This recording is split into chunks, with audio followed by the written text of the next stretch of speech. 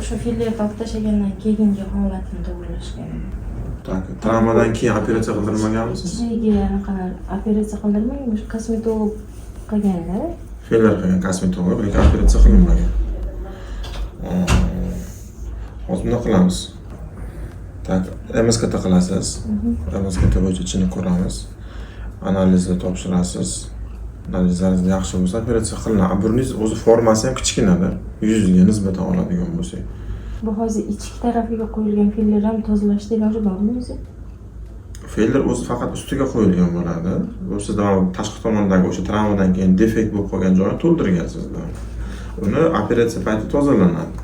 O'rniga tog'ay qo'yiladi. Yo'q, bu past tarafdan ham qilganda o'shanga ular tozalanadi, hammasi ochilganda chiqadi ichidan. Ular masalan, kolomellasiga, burningiz uchida, hamma joylari, yerlari tozalab tashaladi.